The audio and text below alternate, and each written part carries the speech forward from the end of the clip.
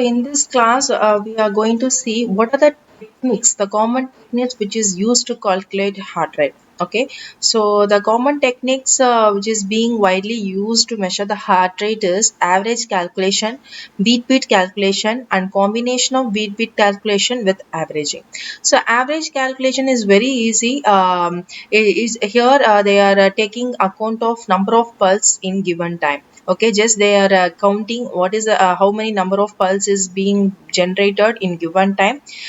So that is going to be the average calculation. But the main drawback of this particular technique is that it doesn't show the changes in the time between the beats. It means that since we are not focusing here the number of box which is between or interval.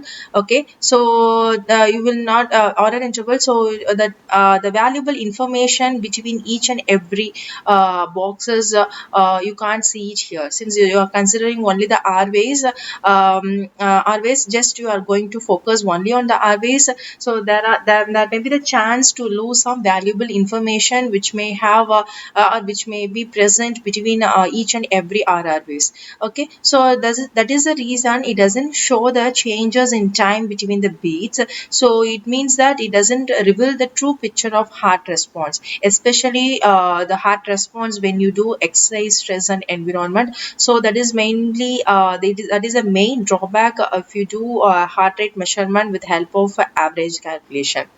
Whereas if you see the beat calculation, so here as the name implies, the beat calculation means here we are going to focus the pattern between RR interval. Okay, that is the first beat to second beat. So when you are doing like this, if you are doing measurement in every seconds between two consecutive pulse, and after if you are converting this into beats per minute, so when doing this kind of measurements, you can have you can have more much valuable information between each and every consecutive pulse. So at last it will represent what is the true picture of the heart. You can easily read out what is the real your response of the heart.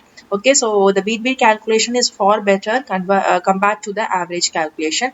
And third method is going to be the combination of beat calculation with averaging. Okay, so here you are going to have both things. Okay, by combining the average calculation technique and beat calculation. So by combining these two techniques, here is this technique is going to be based on 4 or 6 beats.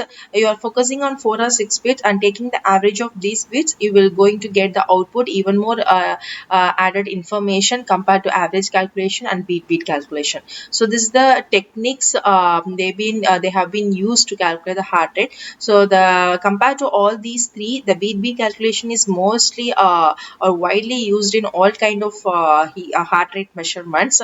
And later on, if in some case if the patient is having a abnormal activity of heart, it is very it is very difficult to find a normal distinct feature of each patterns in the ECG waveform. In that case, they can go with average calculation, or they may go with combination of beat calculation with the averaging.